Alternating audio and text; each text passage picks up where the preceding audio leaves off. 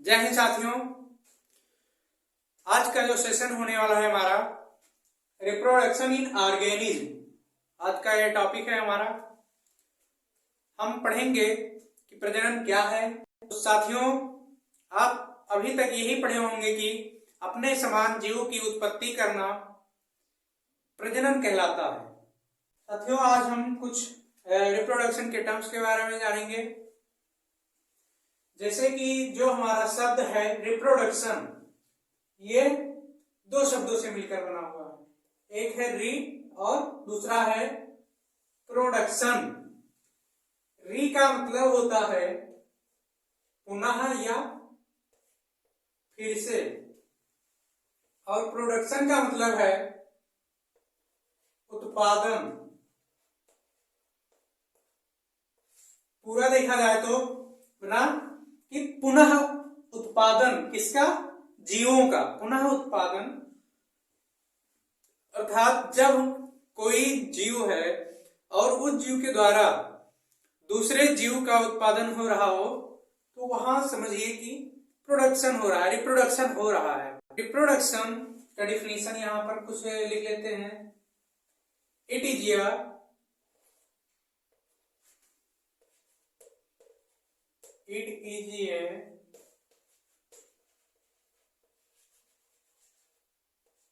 production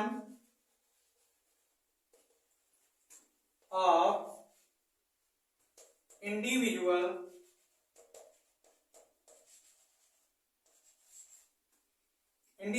means offspring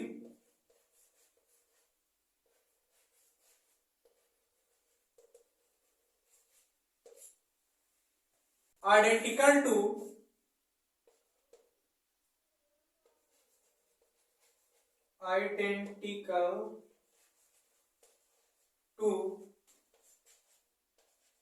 parent,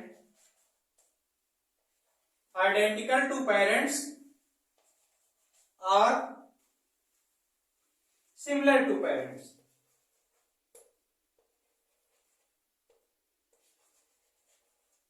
similar to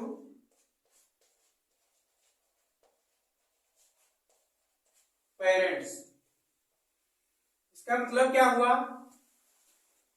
यह एक उत्पादन है, जीवों का उत्पादन है। मतलब इंडिविजुअल्स मतलब आइडेंटिकल्स टू पेरेंट, मतलब एज सच पेरेंट के जैसे, अथवा सिमिलर टू पेरेंट, पेरेंट के समान हो, इसे रिप्रोडक्शन कहा जाएगा। रिप्रोडक्शन पढ़ने से पहले हम जानेंगे कुछ टर्म्स हैं जो, जैसे लाइफ स्पान है और लाइफ साइकिल है। सबसे पहले लाइफ स्पान के बारे में जानेंगे।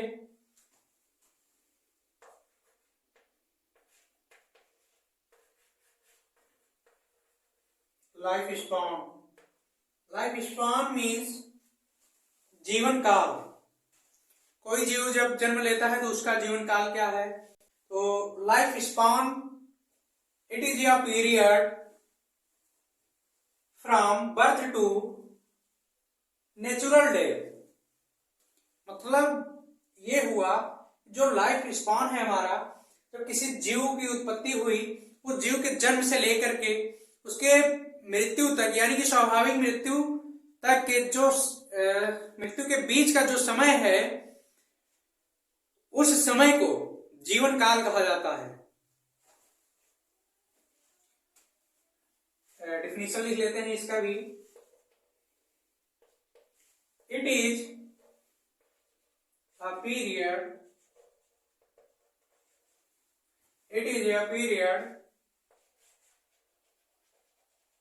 फ्रॉम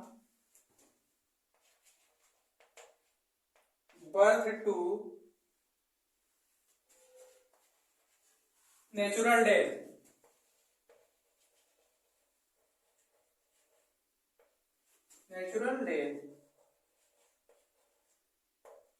ये हो गया लाइफ स्पान। अब इसके बाद आता है लाइफ साइकिल। कोई जीव अगर है उसका कुछ जीवन चक्र होगा, जीवन चक्र के दौरान मतलब जब जन्म हुआ उसका, उसके बाद क्या क्या प्रक्रियाएं हैं। जैसे कोई जीव जन्म जब लेता है उसके बाद उसका विकास होता है, एक मेच्योरिटी आती है, मेच्योर स्टेज आता है, फिर वो रिप्रोडक्शन करता है और उसके जीवन लीला समाप्त हो जाता है। इसी प्रक्रिया को लाइफ साइकिल कहा जाता है। बात आती है life cycle. Life cycle it is a period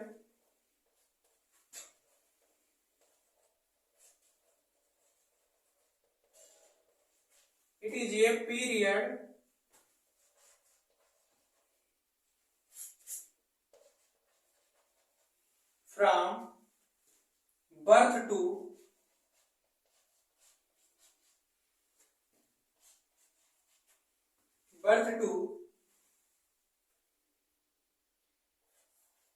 first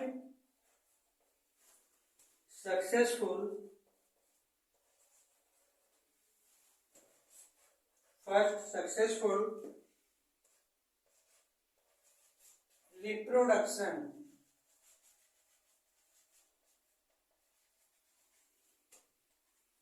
मतलब जो लाइफ साइकिल है इसका मतलब ये हुआ कि ये वह समय है जब जीव का जन्म होता है और जन्म के बाद मेच्योरिटी आने के बाद, ये मेच्योरिटी कब तक आ जाती है, मतलब ह्यूमन के केस में देखा जाए तो मेल का जो प्यूबर्टी है वो लगभग 15 से 16 वर्ष की अवस्था में मेच्योरिटी आ जाती है और वो सेक्सुअल मेच्योर हो जाता है।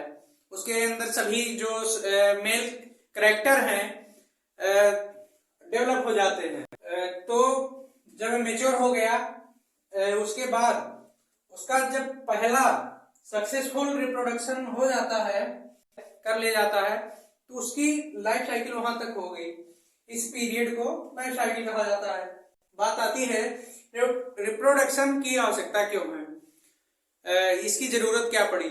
साथियों, ये एक जीवन की प्रक्रियाओं में से एक अहम भूमिका है या अहम प्रावस्था है जब जीव प्रजनन करता है और अपने वंशज को आगे बढ़ाता है।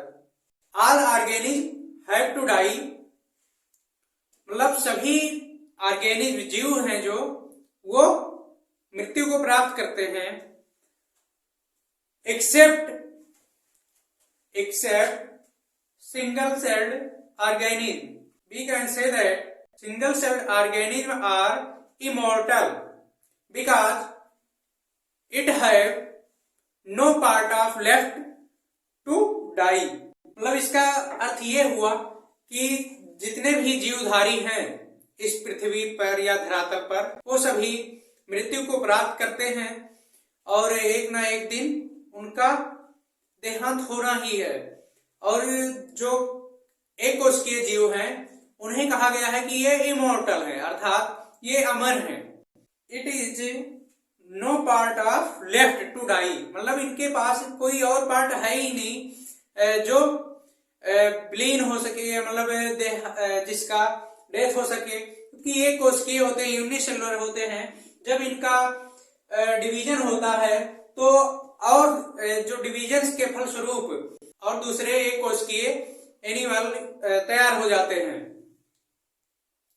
कह लीजिए कि एक कोशिकीय जीव उसी प्रकार से हैं जैसे आपने सुना होगा रक्त बीज। रक्त बीज जैसा राक्षस था कि उसके खून से, यानी कि रक्त जब जमीन पर गिरता था तो उतने ही रक्त बीज और तैयार हो जाते थे। उसी तरह से कह लीजिए कि एक कोशिकीय जीव जो होते हैं जब इनका खंडन होता है या विखंडन होता है, डिवीजन होता है जब इनमें, तो उतने ही दूसरे एक कोशिकीय जीव तैयार हो जाते हैं। जैसे कि यहाँ पे हम एक एग्जांपल के द्वारा बताएंगे आपको। अमीबा एक कोशिकीय जीव है जिसके डिवीजन से कई अमीबा और तैयार हो जाते हैं। एक पेरेंट सेल लेंगे हम अमीबा का, अमीबा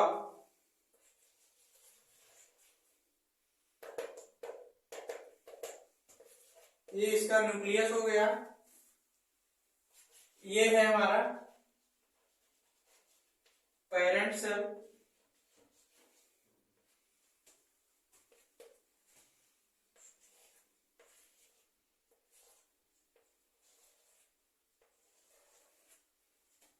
ये इसका जो न्यूक्लियस है ये भी डिविजिबल हो जाएगा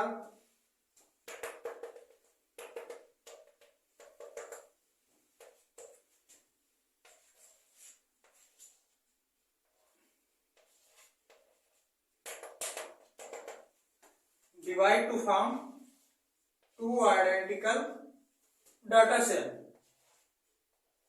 or amoeba।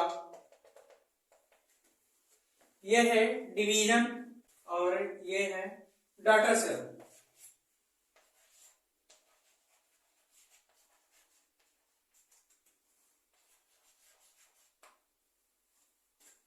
मतलब ये कोश के जीव जो कहा गया कि ये इमोर्टल है, तो ये सिद्ध होता है कि जब इनमें कोई एक पेरेंट सेल ले लिया जाए, इनका जब ये डिवीजन होगा तो ये अगले दो डाटा सेल में कन्वर्ट हो जाते हैं या बदल जाते हैं, अर्थात ये मरते नहीं हैं। साथियों, यहाँ पर हम कुछ जीवों के लाइफ स्पैन के बारे में स्टडी करेंगे। जैसे कि पहला एनिमल लिया गया है यहाँ पे एलिफेंट, जिसका लाइफ स्पैन 60 to 90 ईयर्स है, अर्थात इसका जीवन काल 60 से 90 वर्ष का है। रोज का यहीं पर देखा जाए 5 से 7 साल है इसका लाइफ स्पैन। अगर इस रोज हो गया, डॉग देखा जाए 25 से 30 ईयर्स है, फ्रूट फ्लाई का देखा जाए 4 वीक का है। तो यहाँ पर देखिए डिफरेंट स्पेसीज का जो लाइफ स्पैन है ये वेरिएबल है, अर्थात एक स्पेसीज से जब दूसरे स्पेसीज के हम लाइफ स्पैन को देखेंगे तो वहां पर बहुत अंतर देखने को मिलेगा। ये नहीं है कि सभी जीवधारियों का लाइफ स्पैन एक समान हो सकता है, बहुत विभिन्नता है साथियों। जैसे राइस का लाइफ स्पैन देखा जाए तो इसका है लाइफ स्पैन 3 to 4 मंथ्स, यानी कि जो पैडी क्रॉप हमारी राइस की क्रॉप है, इसे 3 से 4 महीनों के बीच में इसकी मतलब रोपाई से लेकर के मड़ाई तक कर ली जाती है। और यहीं पर अगर देखा जाए बनियान ट्री जो कि दिया गया है, इसका लाइफ स्पैन होता है 200 to 300 ईयर्स, अर्थात इसका बहुत ही डिफर है बनियान ट्री का। तो साथियों, हमारे कहने का मतलब ये है कि कोई भी जीव हो, मतलब जीवधारी हो, उसका लाइफ स्पैन समान नहीं हो सकता है। इसे हम कह सकते हैं कि life span is variable to species, अर्थात एक स्पेसीज से दूसरे स्पेसीज की जब हम तुलना करेंगे तो लाइफ स्पैन जो है हमारा वो बदल जाएगा। देखा जाए यहाँ पर बनियान ट्री के कंपैरिजन में जो राइस है इसका लाइफ स्पैन देखिए कितना कम है, जो कि एक स्पेसीज स्पेसिफिक होता है। ये अलग अलग स्पेसीज का लाइफ स्पैन अलग अलग होता है। साथियों, यहीं पे सेशन को समाप्त करेंगे। धन्यवाद।